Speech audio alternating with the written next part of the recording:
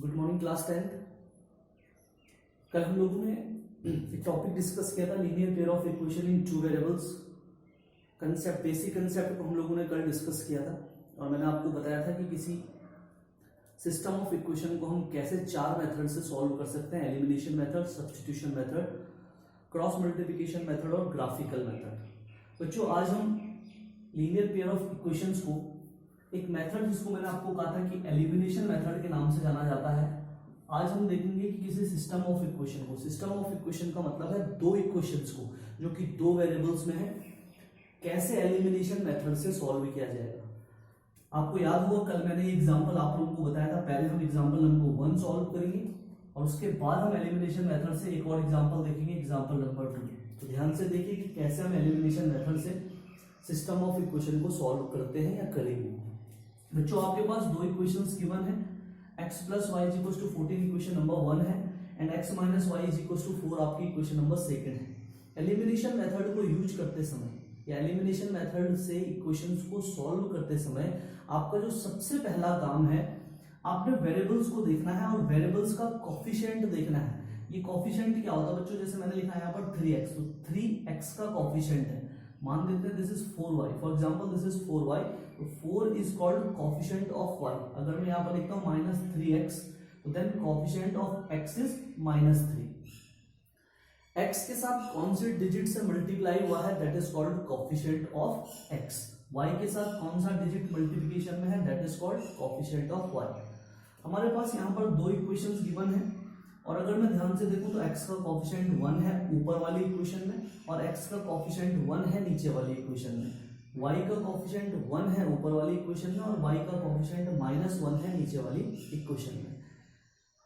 Coefficient as a number दोनों equations में बराबर है। यहाँ भी x का कोफिशिएंट 1 है, यहाँ भी x का कोफिशिएंट 1 है, और अगर मैं साइन को छोड़ दूं तो यहाँ भी x का कोफिशिएंट 1 है और यहाँ भी y का कोफिशिएंट यहाँ भी 1 है और यहाँ भी y का कोफिशिएंट 1 है।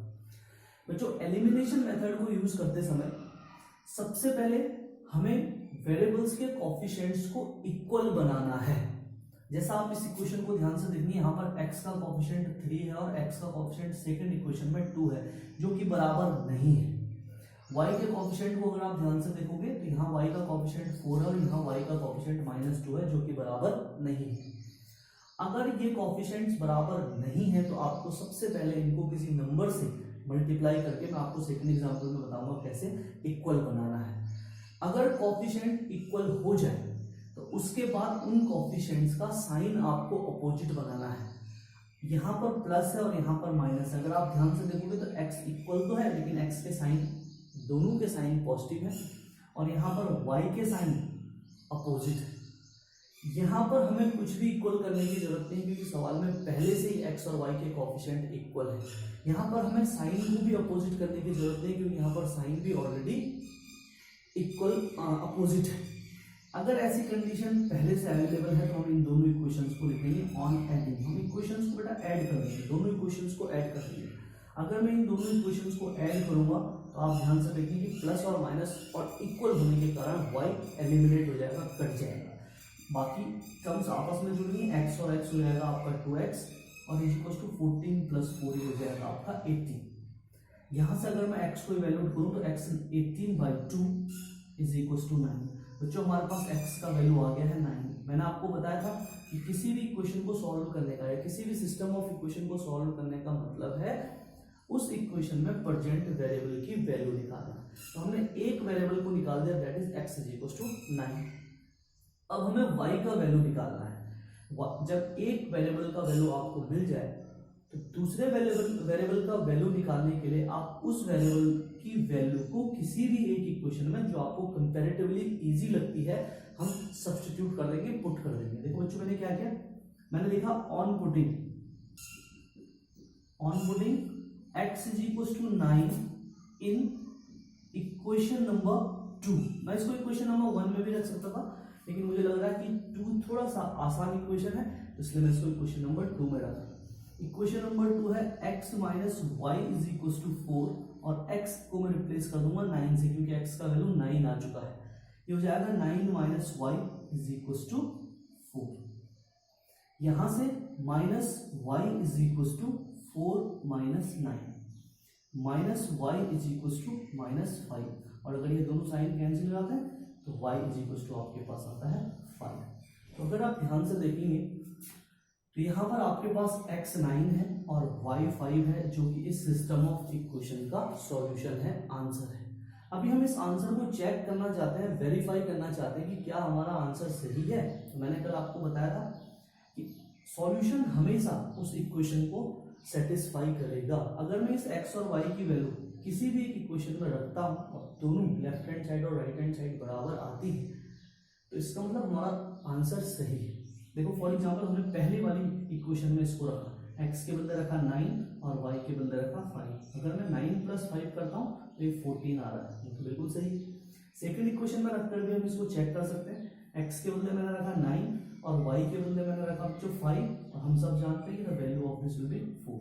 तो ये वेरिफिकेशन है कि अगर हमारे पास कोई क्वेश्चन गिवन है, हमने उसको सॉल्व कर दिया है एलिमिनेशन मेथड से, तो कैसे हम उस सॉल्यूशन को चेक भी कर सकते हैं कि हमारा आंसर सही है या नहीं। तो बच्चों इस एग्जांपल को आपको ध्यान से देखना है, क्योंकि ये एग्जांपल बहुत आसान था। यहाँ पर पहले से ही कोएफिशिएंट इक्वल थे, तो हमें ज्यादा कुछ करने की जरूरत यहाँ पर नहीं पड़ी। एक और एग्जांपल मैंने लिया है बच्चों, इस एग्जांपल को हम फिर से एलिमिनेशन मेथड से ही सॉल्व करेंगे। अब इस एग्जांपल को थोड़ा सा आपको ध्यान से देखना है। 3x + 4y = 10, 2x - 2y = 2। Elimination method तभी हम लोग अप्लाई कर पाएंगे जब कोएफिशिएंट इक्वल होंगे, या तो x के या तो y के। यहाँ पर न तो x के कोएफिशिएंट इक्वल है और ना y के कोएफिशिएंट इक्वल। बच्चों पहले हमें इन्हें इक्वल भी बनाना है और इक्वल बनाने के बाद इनको कैंसिल भी करना है। इस एग्जांपल को मैं दोनों को इक्वल करके आपको बता रहा हूं। पहले मैं x को इक्वल करूंगा और फिर y को इक्वल करूंगा, या फिर पहले y को इक्वल कर देंगे और फिर x को इक्वल कर देंगे। अगर मुझे y को इक्वल करना है, देखो ध्यान से, यहाँ पर 2y है और ऊपर 4y है, तो मुझे इस पूरी इक्वेशन को, क्योंकि मैं एक डिजिट को मल्टीप्लाई नहीं कर सकता, वैल्यू बदल जाएगी, तो मैं इस पूरी इक्वेशन को 2 से इंटू कर दूं। क्या मैंने किया है, मैंने लिखा है ऑन, ध्यान से देखना बच्चों, मल्टीप्लाइंग इक्वेशन नंबर 2 by 2। मैंने इक्वेशन नंबर 2 को 2 से मल्टीप्लाई कर दिया। मैं इक्वेशन नंबर 2 में चेंज कर रहा हूँ, इक्वेशन नंबर 1 में हम कोई भी चेंज नहीं कर रहे। तो हमारा क्वेश्चन बन जाएगा 3x + 4y = 10। ये हमारी पहली इक्वेशन है जो कि ऐसी रहेगी, और 2 से इंटू करने के बाद ये इक्वेशन बन रही है जो 4x - 4y = 4। ये आपका इक्वेशन नंबर 1 हो गया और ये आपका इक्वेशन नंबर 2 हो गया। अब अगर आप 2 से मल्टीप्लाई करने के बाद बनी हुई इक्वेशन को ध्यान से देखो तो y हमारे पास इक्वल है। ऊपर वाली इक्वेशन में y का कोएफिशिएंट 4 है और नीचे वाली इक्वेशन में भी y का कोएफिशिएंट 4 है। इक्वेशन में कोएफिशिएंट्स बराबर हैं और साइन को अगर आप ध्यान से देखेंगे तो एक प्लस और एक माइनस है। प्लस माइनस आपस में कट जाते हैं, हम जानते हैं। काटने के लिए मुझे इनको ऐड करना पड़ेगा, मैंने लिखा ऑन एडिंग। जैसे जो मैं इनको ऐड करूंगा, ये y 4y दोनों आपस में कैंसिल हो जाएंगे। इसको ऐड करना, ये हो जाएगा 7x = 40, और बच्चे हो जाएगा x = 14/7 = 2। तो आपने देखा हमें x का वैल्यू मिल गया 2। अब इस x की वैल्यू से हमें y का वैल्यू वैल्यूट करना है। मैंने आपको अभी बताया था जब आपको x मिल जाए तो x की इस वैल्यू को किसी भी एक इक्वेशन में जो आपको कंपैरेटिवली आसान लगती है उसमें रख देंगे। मैंने सेकंड इक्वेशन में रखा हूं, मैं फर्स्ट में भी रख सकता था। On putting x = 2 in equation number second equation हमारे पास है 4x - 4y = 4।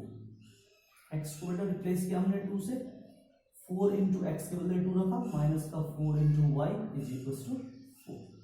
4 × 2 = 8 -4y = 4। अगर आप ध्यान से देखेंगे ये 8 उधर जाएगा तो माइनस का 4y ऐसे ही रहेगा, 4 - 8 माइनस का 4y = -4, माइनस से माइनस कट जाएगा, y = 1। ये आपके पास y = 1 और x = 2 इस गिवन सिस्टम ऑफ इक्वेशन का सॉल्यूशन है। हमें चेक करना है बच्चों कि क्या ये सॉल्यूशन सही है। x इज इक्वल टू 2 को यहाँ पर रखते हैं, 3 into 2 plus 4 into y is equal to 1 को मैंने यहाँ पर रखा, और ये इज इक्वल टू 10 है, तो ध्यान से देखिए 3 two 6 plus 4 is equal to 10, 10 is equal to 10। इसका मतलब हमारा जो आंसर है वो बिल्कुल सही है। इस तरीके से एलिमिनेशन मेथड में सबसे पहले हम किसी भी वेरिएबल को इक्वल बनाएंगे और इक्वल बनाने के बाद उसे एलिमिनेट करेंगे। तो आप ध्यान से इसको देखिए, इसको नोट कीजिए। इसी सवाल को, इसी क्वेश्चन को हम लोग अभी हमने y को इक्वल किया था, अब हम x को इक्वल करके भी एक बार एलिमिनेट करके देख रहे हैं।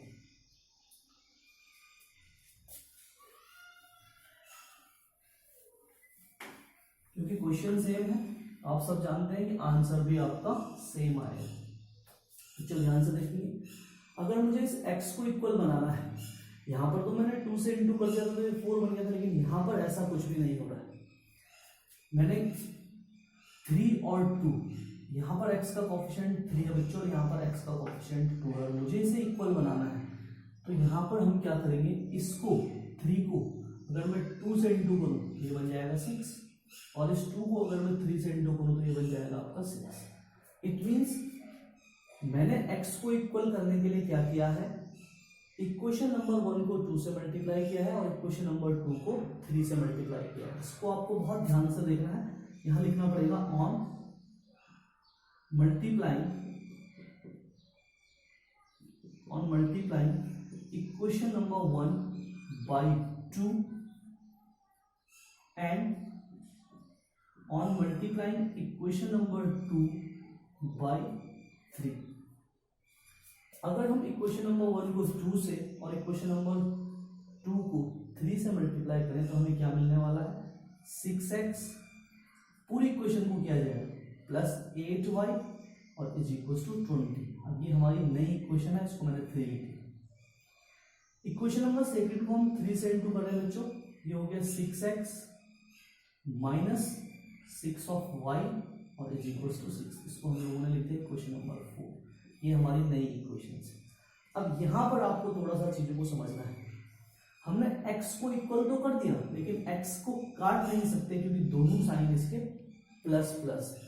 ऐसा कई बार होगा कि आपके पास कोफिशिएंट्स तो इक्वल बन जाएंगे लेकिन साइन अपोजिट नहीं है या नहीं होंगे। तो बच्चों जब आपके पास कोफिशिएंट्स इक्वल हो और साइन अपोजिट ना हो तो उस समय इन दोनों इक्वेशंस को ऐड नहीं करना है, सब्ट्रैक्ट कर देना है, क्योंकि हम जानते हैं कि सब्ट्रैक्ट करते समय साइन चेंज हो जाते हैं। यहां पर मैंने लिखा ऑन सब्ट्रैक्टिंग, मैंने इन दोनों इक्वेशंस को सब्ट्रैक्ट कर दिया है। तो इसका साइन हो जाएगा नेगेटिव, ये साइन हो जाएगा पॉजिटिव और बच्चों ये साइन हो जाएगा नेगेटिव। अब ये दोनों कैंसिल हो सकते हैं क्योंकि साइन बदल चुके हैं। ये आपको बहुत ध्यान से समझना है। यहाँ पर क्योंकि 8y प्लस का था और 6y माइनस का था, साइन बदलने के बाद ये प्लस का हो गया है, तो अब इस 6y का साइन प्लस होगा। इन दोनों को हम आपस में ऐड कर देंगे। आप सब जानते हैं 8 6 14y इज इक्वल टू, इनको सब्ट्रैक्ट करेंगे, यहाँ भी 14 आएगा, y is equal to 14 upon 14 is equal to 1। यहाँ पर पहले हमें y का वैल्यू मिला है बच्चों, क्योंकि हमने x को इक्वल किया था। x इक्वल होगा तो एलिमिनेट होगा, एलिमिनेट होगा तो उसकी वैल्यू मिलेगी नहीं, तो वैल्यू मिली इसलिए हमें y। अब हमें यहाँ इस y की वैल्यू से x का वैल्यू निकालना है। इस y की वैल्यू को 4th, 3rd, 2nd, 1st इनमें से जो भी आपको आसान इजी इक्वेशन लगती है उसमें रख देंगे। मुझे इक्वेशन नंबर 2nd सबसे आसान लग रही है, सबसे कम मुझे कैलकुलेशन करनी पड़ेगी अगर मैं y is equal to 1 equation number 2nd में रखता हूँ। तो मैंने यहाँ पर लिखा on putting